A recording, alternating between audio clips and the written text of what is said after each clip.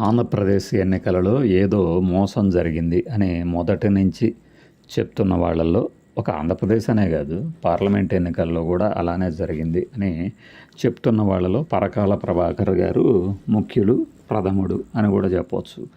అయితే వైర్ అనే ఒక నాన్ ప్రాఫిటబుల్ ఆర్గనైజేషన్ రన్ చేస్తున్న న్యూస్ ఛానల్గా న్యూస్ వెబ్సైట్గా వాళ్ళు చెప్పుకుంటూ ఉంటారు. ఇది 10 ఏళ్ల నుంచి రన్ అవుతున్నట్టు. తెలుగులో మరి ఎన్నేళ్ల నుంచి వస్తుందో తెలియదు, కానీ దాంట్లో ఒక సుదీర్ఘమైనటువంటి ఆధారాలతో కూడినటువంటి ఒక స్టోరీని ఆయన రాశాడు. ఇప్పుడు జనరల్గా ఇలాంటి స్టోరీలు ఇంకెవరైనా కనుక రాసి ఉన్నట్లయితే దానికి ఇంకాస్త అథెంటిసిటీ ఏర్పడి ఉండేది. పరకాల ప్రభాకర్ గారు మొదటి నుంచి, అంటే 2024 ఎన్నికల నుంచి కూడా పర్టికులర్గా కొంతమందికి వ్యతిరేకంగా మాట్లాడుతున్నట్టు కనిపిస్తుంది. అది నిజమా కాదా పక్కన పెడితే, ఆయన ఫిబ్రవరి 17 అంటే టైం కోసం చూసా, టైం లేదు ఇందులో. ఫిబ్రవరి 17న ఒక హెడ్డింగ్, అంటే అది తెలుగులో ఉంది, 2024 ఆంధ్రప్రదేశ్ ఎన్నికల అద్భుతం వెనక ఏదైనా దుశ్చర్య ఉందా? మేబీ ఇది ఇంగ్లీష్లో రాసి ఉండొచ్చు, తెలుగు అనువాదం అనుకుంటా. Reading time 6 minutes. అందులో ఏమున్నది అంటే, సేమ్ ఈ ఎలక్షన్ కమిషన్ ప్రకటించినటువంటి డేటాలోని స్పష్టమైన మార్పుల్ని, ఆ తేడాని ఆయన ఎత్తి చూపించారు. దానికి రకరకాల న్యూస్ పేపర్ల క్లిప్పింగ్స్ని అందులో తన కథనంలో పొందుపరిచారు. దానిని మన వార్తా ప్రసార మాధ్యమాల్లో పనిచేసే మన మిత్రులు కూడా చాలామంది చదివి చాలా క్లియర్గా ఉంది, అది నిజంగా చూస్తే ఆశ్చర్యం అనిపించింది అని మాట్లాడారు. కానీ ఒకటి నేను ముందుగా చెప్పేది ఏంటంటే, ఈ విషయాన్ని జగన్మోహన్ రెడ్డి గారు మొదటి ప్రెస్ మీట్లోనే, రిజల్ట్స్ వచ్చిన మొదటి ప్రెస్ మీట్లోనే ఈ అవ్వాతాతల ప్రేమ ఏమైందో, ఏదో జరిగింది, ఆధారాలు అయితే లేవు అని సింపుల్గా తేల్చేశారు. ఆ తర్వాత చాలామంది కోర్టులకు వెళ్ళారు. రాహుల్ గాంధీ గారు క్రెడిట్ చోరీ అన్నారు, ఆయన మరి సీసీ ఫుటేజ్ ఏమైందన్నారు, అన్నీ అయిపోయాయి. ఇప్పుడు మళ్ళీ 2 ఏళ్ల తర్వాత కొత్తగా తలకెత్తుకునేది ఏది ఉండదు. కానీ ఒక ప్రశ్న అయితే వేయాలి కదా అనేది కొంతమంది మిత్రులు చెప్పే మాట. నిజమే, ప్రశ్న అయితే వేయాలి. కానీ ఇలాంటి ఏదైనా దుశ్చర్య ఉన్నదే అంటే, ఆ దుశ్చర్య మళ్ళీ జరగటానికి వీలు కూడా ఉంది కదా, నేను చెప్తుంది అది. ఇక మన మిత్రులు కొంతమంది వారి ఊహల్లో, వారి అంచనాల్లో ఎదుటివాడు ఇలానే ప్రవర్తించాలి అనుకుంటూ ఏదేదో పాపం మనల్ని నిర్దేశించాలని చూస్తారు. కానీ we care a pin for them. Okay, ఇప్పుడు ఈ స్టోరీని చూసినప్పుడు ఏంటంటే, భారత ఎన్నికల సంఘం, ఆంధ్రప్రదేశ్ ప్రధాన ఎన్నికలదారి విడుదల చేసిన డేటా నుంచి అధికారిక నోటిఫికేషన్లు పత్రికల నుంచి తీసుకోవడం జరిగింది అని సాయంత్రం 5 గంటల సమయానికి 68.04 ఓట్లు పోలైనట్లు మే 13న సాయంత్రం ఆంధ్రప్రదేశ్ CEO మీడియాకు వెల్లడించారు. పెద్ద సంఖ్యలో ఇక్కడ అండర్లైన్ చేశారు. ప్రజలు ఓటు వేయడానికి వేచి ఉన్నారని, పోలింగ్ శాతం ఇంకా పెరగవచ్చని అని తెలియజేశారు. అక్కడ English cliff hanger in Andhra Pradesh as voter turnout May touch 80%. అదొకటి పెట్టారు అక్కడ. ఇది ఈ ఫాంట్ సైజ్ చూస్తే వెంటనే గుర్తుపట్టడం కష్టం. ఇది బహుశా మరి ఒక ఎక్స్ప్రెస్ న్యూస్ సర్వీస్, అంటే న్యూస్ ఇండియా ఎక్స్ప్రెస్ అయ్యి ఉండొచ్చు అనుకుంటున్నాను నేను. ఆ తర్వాత correct, the new Indian express వార్తాకథనం స్క్రీన్ షాట్. భారత ఎన్నికల సంఘం మే 13న విడుదల చేసిన పత్రికా ప్రకటన నెంబర్ ECI, అంటే మొత్తం డీటెయిల్గా పెట్టారు. రాత్రి 8 గంటలకి 68.12% ఓటింగ్ ఉందన్నారు. అంటే ఇక్కడ చూడండి, 68.04 నుంచి 68.12%, అంటే 0.4% మాత్రమే ఈ 3 గంటల్లో పెరిగినట్లు ఎలక్షన్ కమిషన్ నోటిఫికేషను, అలానే ఆ నోటిఫై చేసిన కాపీని కూడా ఆయన అక్కడ పొందుపరిచారు. 8 గంటలకి విడుదల చేసిన ప్రశ్నపత్రం అని మే 13న. తర్వాత మే 13న ప్రకటన ప్రకారం అదే రోజు రాత్రి 11:45కి ఓటింగ్ శాతం 76.50%. అంటే చూసారా, 68 నుంచి 76కి, అంటే 8.5% పెరిగింది. ఇది నేను రాయలేదు కానీ నేను చెప్తున్నాను.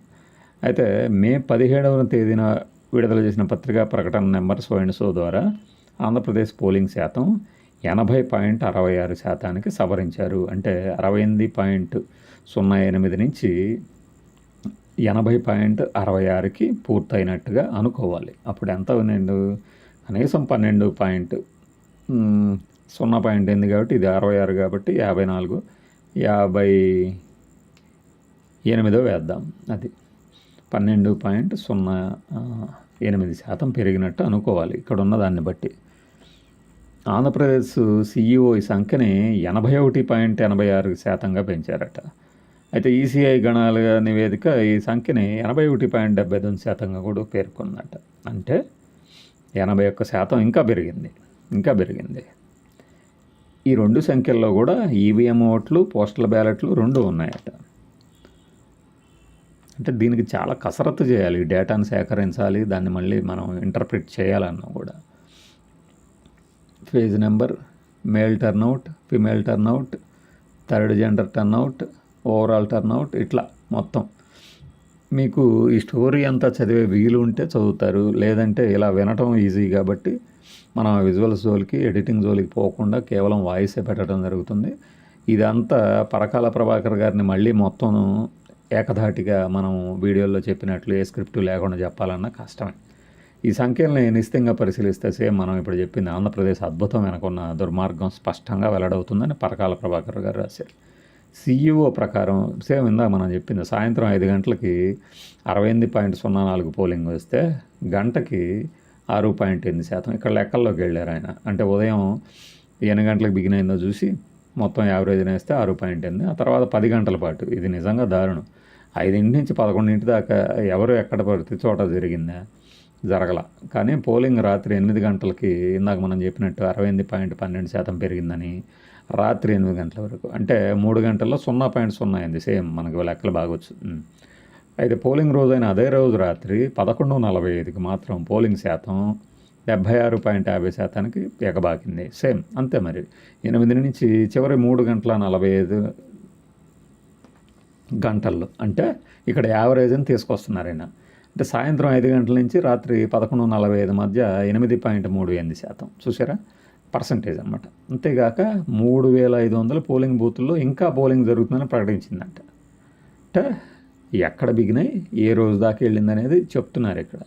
అర్ధరాత్రి తర్వాత ఈ 3500 పోలింగ్ బూత్లో భారత ఎన్నికల సంఘం పత్రికా ప్రకటన నెంబర్ ECIPN 89/2004 ప్రకారం 24 ప్రకారం పోలైన వాటిని 4.16% పెంచి పోలింగ్ శాతాన్ని 80.66%కి తెచ్చిందని, ఇందులో పోస్టల్ బ్యాలెట్లను చేర్చలేదని ఏం రాశారు. అదనమాట విషయం. Thank you for voting. Overall turnout 81.86.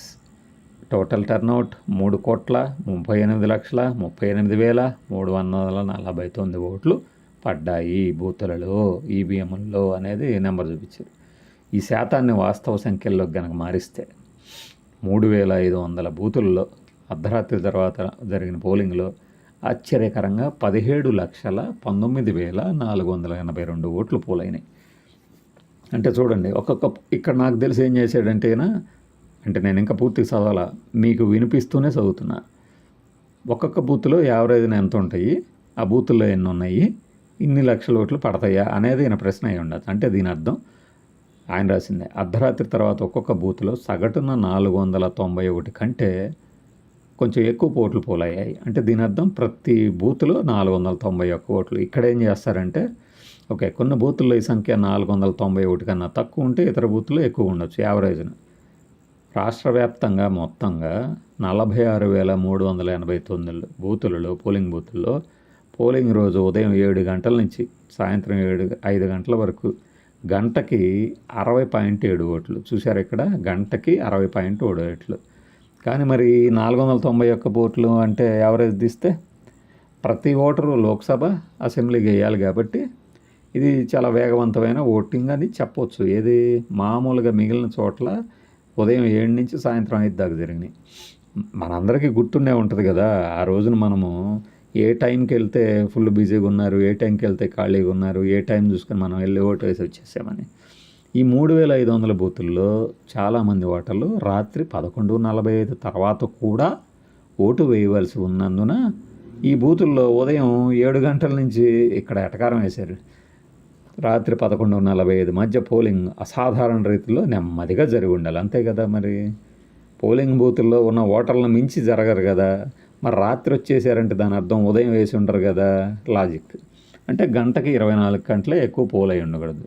ఈ అసాధారణమైన నెమ్మదిగా జరిగిన ఓటింగ్ కాకుండా రాష్ట్ర సగటు ఓటింగ్ వేగాన్ని పరిగణనలో తీసుకుంటే ఈ 3500 బూతుల్లో పోలింగ్ మరుసటి రోజు ఉదయం 7 గంటల వరకు లేదా 8 గంటల వరకు కొనసాగి ఉండాలి. అంటే ఈయన రైట్, ఇవన్నీ సరైన ఓటర్లే అనుకుందాము. అలా గంటకి ఇన్ని గనక జరిగితే ఎంత టైం పడుతుంది అనేది ఈయన చెప్పాడనమాట.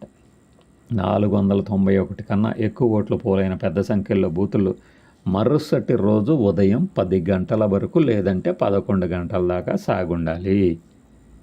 అది కానీ జరిగిందా? సేమ్ మనం అడిగిందా ఆయన అక్కడ అడిగేది. ఆయన అడిగిందే నేను చెప్తున్నాను. జరిగిన డేటా నుంచి మనం కాస్త మాట్లాడుతున్నాం. ఏపీ సీఈఓ 24 మే 14న జరిపిన ప్రెస్ కాన్ఫరెన్స్లో 14 తెల్లవారక ముందు 2 గంటల సమయంలో చివరి ఓటు పోలైంది అని స్పష్టంగా చెప్పేశారట. అంటే 13వ తారీఖు ఉదయం 7 గంటల నుంచి బిగినయ్యి 13వ తారీఖు అంటే 14వ తారీఖు తెల్లవారక ముందంటే 6 గంటలు అనుకోండి, లేదంటే 12 అనుకోండి, లేదు 2 గంటల ముందు అంటున్నాడు కాబట్టి ఓకే, ఇక్కడ చెప్పారు మే 13వ తారీఖు అర్ధరాత్రి 11:45 అంటే 14వ తారీఖు ఎంటర్ అయినట్టు అనుకోవాలి. 2 గంటల 15 నిమిషాలకి పోలింగ్ అయిందని స్పష్టంగా అర్థమవుతుంది. ఈ 2 గంటల 15 నిమిషాల్లోనే 17,19,482 ఓట్లు పోలయ్యాయి. సో దీన్ని లాజికల్గా ఒక ఎండుకు తీసుకొస్తున్నారు పరకాల ప్రభాకర్ గారు. ఏంటయ్యా అంటే రాత్రి 11:45 నుంచి తెల్లారుజామున 2:15 లోపు అసలైన ఓటింగ్ జరిగింది అంటున్నారు. ఈయన ఉద్దేశం ఏంటంటే ఈ 17,19,482 ఓట్లు అలా వేసుకున్నారు అని. డైరెక్ట్ చెప్పలేదు. హిందూ పత్రికలో వచ్చినవి, ఎలక్షన్ కమిషన్ ఆఫ్ ఇండియా చెప్పినవి, ఇవన్నీ ఆయన అక్కడ పెట్టి మాన్యువల్గా ఒక ఓటు వేయడానికి గనక సగటున 1 నిమిషం పడితే ఒక బూత్లో 491 ఓట్లుంటే 491 నిమిషాలంటే అర్థం చేసుకోవచ్చు. నాకు చిన్న లెక్క తెలుసు, 1440 నిమిషాలు ఒక రోజు. 1440 నిమిషాల్లో ఒక రోజు అంటే 400 అంటే ఈజీగా సేమ్ 24 గంటల్లో 4వ వంతు వేసుకున్న 6 గంటలు పట్టినట్టు. సేమ్ అలానే అంటున్నాడు. దాన్ని ఇంకా డీటెయిల్డ్కి వెళ్ళినప్పుడు 8 గంటలు పడుతుంది ఒక్కొక్క బూత్లో 491 ఓట్లు పడితే అని. అదే ఓటుకి 2 నిమిషాలు కనుక పడితే 16 గంటలు పడుతుందని. మరి పట్టిందా? లేదు కదా. అంటే దాని అర్థం 17,19,482 ఓట్లు అన్ని బూతుల్లో ఇందాక చెప్పినట్టు 1 ఓటు 2 నిమిషాలు ఈ లెక్క కూడా కాదు, ఇంకేదో జరిగింది అంటారు. అది అంటే ఏంటి? పోలింగ్ మరింత సమయం పట్టవచ్చు అని. అంటే ఫాస్ట్గా వేయచ్చు, స్లోగా వేయచ్చు. అంటే ఎలక్షన్ కమిషన్ ఆఫ్ ఇండియా ఇచ్చిన లెక్కల్ని జనరలైజ్డ్ ఒక యావరేజ్ లెక్కలు తీసుకొని కొన్ని చోట్ల తక్కువ సమయం, కొన్ని చోట్ల ఎక్కువ సమయం పట్టతుంది. 14వ తారీఖు తర్వాత కూడా ఓటింగ్ జరుగుతుంది ఇన్ని ఓట్లు పడటానికి. ఎందుకంటే 8 నుంచి 11:30 తర్వాత 2 గంటలు టైం చెప్పి పర్సంటేజ్ పెరిగిందని చెప్పారు కాబట్టి. కానీ అలా జరగలేదు అంటే మరి ఓట్లన్నీ ఎలా పడ్డాయి? అదే అని అడుగుతున్నారు. ఏ బూత్లో అయినా సరే తెల్లవారున 2 గంటలకే కనుక ముగిసి ఉంటే 14వ తారీఖు బూతుల దగ్గర వేచి ఉన్న ఓటర్లు 491 కన్నా తక్కువ మంది ఉండాలి అంటారు. మరి తక్కువ మంది ఉంటే ఇన్ని ఓట్లు ఎక్కువ ఎలా పడ్డాయి? అదే ఈయన అడుగుతున్నారు. సాధ్యాసాధ్యాలు సేమ్. ఇప్పుడు ఆయన కంక్లూజన్, ఆయన స్టోరీకి నేను చాలా ఫాస్ట్గా చెప్పాను కాబట్టి అర్థం అవ్వకపోవచ్చు, కానీ డేటాని కాస్త వెనక్కి ముందుకి కనుక జరుపుకుంటే మీకు అర్థమవుతుంది. ఏపీ సీఈఓ తెల్లవారుజామున 2 గంటల సమయాన్ని పరిగణలోకి తీసుకుంటే 491 మంది ఓటర్లు ఉన్న బూత్లో అసాధారణమైన అధిక పోలింగ్ రేటు ఉండేది. అంటే ఏంటంటే ఆయన ఉద్దేశం, ఎక్కువ టైం చెబుతున్నారు కాబట్టి మరి ఈ పోలింగ్ ఐటమ్ ఓట్లు ఇంకా ఎక్కువ ఉండాలి కదా అని. నిమిషానికి దాదాపు 3.6 మంది ఓటర్లు, ప్రతి 20 సెకండ్లకి ఒక ఓటరు నిరంతరం ఓటేయాలి. ఈ లెక్కన జరిగింది అంటే అంత ఫాస్ట్గా ఈవీఎంలు ఓట్లు ఎలా పెడతాయి? మిషన్ నొక్కినట్టు నొక్కుంటూ పోతే తప్పితే అనేది. ప్రతి ఓటరు తన పేరును తనిఖీ చేయించుకొని సంతకం చేయడం, లేదంటే వేలిముద్ర వేసుకొని తర్వాత వేలిపై ఇంకు రాయించుకొని ఒక్కొక్కరికి తర్వాత ఒకళ్ళు వేసుకుంటూ వెళ్తేనే కుదురుతుంది. ఓటంటే అదే కదా. కానీ 20 సెకండ్లో ఇది ఎలా జరుగుతుంది? పోలింగ్ ఏజెంట్ ఉండాలి, పోలింగ్ ఏజెంట్ సైన్ చేయాలి, వెరిఫై చేయాలి. ఈ 20 సెకండ్ల వ్యవధిలోనే అనివార్యమైన డెడ్ టైం, అంటే ప్రతి ఓటు పోలైన తర్వాత వీవీప్యాట్ స్లిప్ రావడానికి 7 సెకండ్లు పడుతుంది. అంటే ఖచ్చితంగా 7 సెకండ్లు అనేది వెయిటింగ్ టైం. ఆ విధంగా 14 సెకండ్ల సమయం ఉంటుంది. ఇలా తనిఖీ చేయించుకోవటానికి ప్లస్ అవతల ఓటరు వీవీప్యాట్ స్లిప్ అందులో పడింది చూసుకోవడానికి టైము ఖచ్చితంగా ఉంటుంది. అంటే ఒకడు ఓటు వేసి బయటికి రావడానికి 6 సెకండ్ల టైము 2 గంటల లోపు 2 గంటలు అంటే తెల్లవారుజామున 2 గంటల లోపు అంటే 11:30 నుంచి తెల్లవారుజామున 2:30 లోపు 17 లక్షల ఓట్లు పడ్డాయి. అంటే అసాధారణ విన్యాసం, భౌతికంగా అసాధ్యం అని కంక్లూజన్ చేశారు మాస్టర్.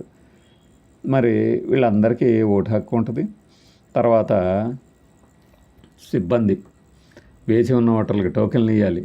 లైన్ చివర ఉన్న ఓటర్కి 1వ నెంబర్ టోకెన్, క్యూ ముందు ఉన్నోడికి చివరి సంఖ్యతో అంటే ఏదో టోకెన్ల సంఖ్య, టోకెన్లను సేకరించి ఇది మనకి మామూలుగా తెలియదు, ఎందుకంటే మనం లేం కాబట్టి లేటుగా. ఇప్పుడు 5 తర్వాత క్యూ లైన్లో ఉన్న వాళ్ళందరికీ టోకెన్లు ఇస్తుంది.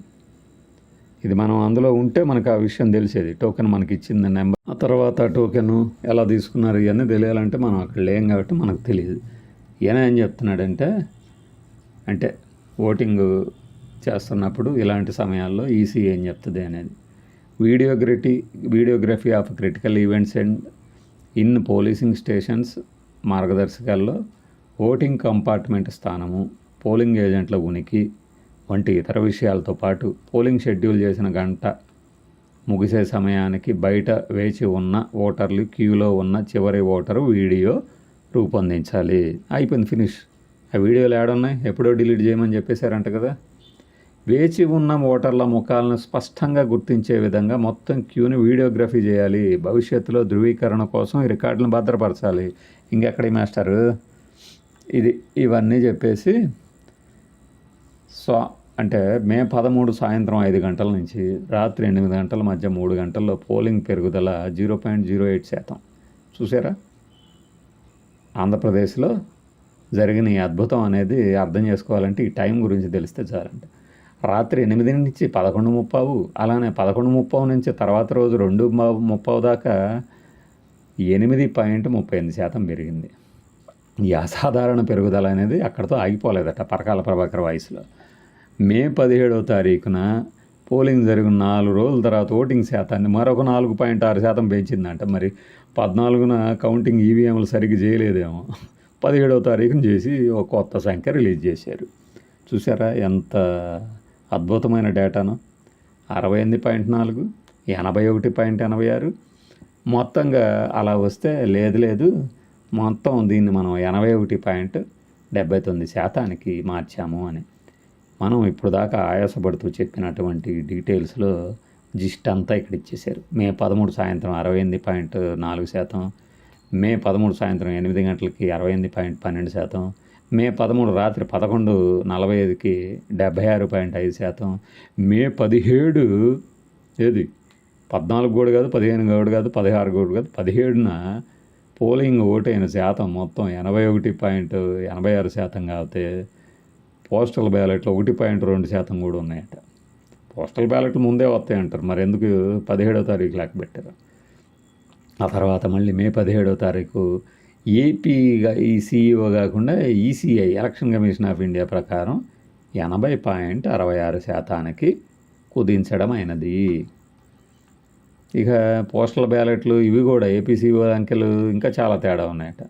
ఓవరాల్గా ఇలా డేటాల తాలూకు ఇంత తేడా ఉన్నప్పుడు బీభత్సమైన, అంటే ఓటింగ్ శాతాన్ని కనుక సంఖ్యల్లోకి మారిస్తే కూడా మార్చాడు ఆయన మామూలు మనిషి కాదు. ఈ డేటా 33,064 మంది ఓట్లు పెరుగుదల 5 నుంచి 8, 8 నుంచి 11:45 మధ్యలో 8% పెరిగింది. అంటే 34,63,000 767 ఓట్లు 8 నుంచి రాత్రి లేదంటే ఇంకా తెల్లవారుజామున ఇన్ని ఓట్లు పడ్డాయి. పోలింగ్ స్టేషన్లో 74 నుంచి 75 ఓట్లు పోలైనాయట ప్రతి పోలింగ్ స్టేషన్లో. అయితే అన్ని పోలింగ్ కేంద్రాల్లో ఎట్నే ఉండొచ్చు, ఒక చోట ఒకటి, ఒక చోట తగ్గుద్ది కాబట్టి ఇలా అంట. ఇంత చెప్పి చివరిలో ఈయన చెప్పినటువంటి సంస్థ ప్రకారం సేమ్ ఇందాక చెప్పింది అన్ని డేటా ప్రకారం 17,19,482 ఓట్లు భారీగా పెరిగాయి. అసాధారణమైన పోలింగ్ శాతం 12.54%. అందువల్ల మొత్తం ఓట్ల పెరుగుదల 51,83,249 ఓట్లు. చూడండి, ఒక్కొక్క నియోజకవర్గానికి గనక ఈ 51,83,249 ఓట్లను కనుక యావరేజ్న చేస్తే ఒక్కొక్క నియోజకవర్గంలో ఎంత పెరిగాయా అంటే 29,618 ఓట్లు పోలయ్యాయి అదనంగా. ఈ పెరుగుదల అసంభవం. ఒకే విధంగా ఒక చోట ఎక్కువ, ఒక చోట తక్కువ ఉండొచ్చు. ఇవన్నీ చెప్పారు. ఇలాంటి బూతులు కనుక ఎంపిక చేయబడిన చోట కనుక ఈ పోలింగ్ అంటే పెరిగిన పోలింగ్ అనుకుంటే ప్రత్యర్థి పార్టీలకి అంటే కొన్ని పార్టీలకు అనూహ్యమైన విజయం, ఇతర పార్టీ అభ్యర్థులకి శరాఘాతమైన పరాజయం మిగులుస్తాయి అని. అందువలనే 2024 అసెంబ్లీ ఎన్నికల్లో కొంతమంది అభ్యర్థుల అద్భుత విజయాలు, ఇతరుల ఘోర పరాభవాలు జరిగాయి అనేది ఈయన కంక్లూజన్కి వచ్చారు. మరి రాష్ట్రంలో పరాజితులు తమ ఓటమికి దారితీసిన అసాధారణ పెలుగుకు అమాయకంగా బలయ్యారా? అద్భుత వరాన్ని పొందారా విజేతలు తమకు తెలియకుండానే? ది గ్రేటెస్ట్ క్వశ్చన్ అనమాట. ఆంధ్రప్రదేశ్లో విజేతలు తమకు తెలియకుండానే ఈ అద్భుత వరాన్ని పొందారా? ఎన్నికల ప్రక్రియ సమగ్రత విషయంలో బాగా రాజీ పడినట్లు అర్థమవుతోంది అని పరకాల ప్రభాకర్ గారు అన్నారు. కానీ దీనికి కారకులు ఎవరు అనేది మాత్రం తెలియటం లేదని ఆయన అమాయకంగా రాస్తే ఈ వ్యాస రచయిత డాక్టర్ పరకాల ప్రభాకర్, రాజకీయ ఆర్థికవేత్త. దీన్ని అనువదించిన వారు పి నరసింహారావు, సీనియర్ జర్నలిస్ట్ అట. దీన్ని ఇంతటితో ముగిద్దాం. ఇప్పుడు మీ డౌట్లు ఇంకేమైనా సరే మీ కామెంట్ రూపంలో పెట్టేసుకోవచ్చు.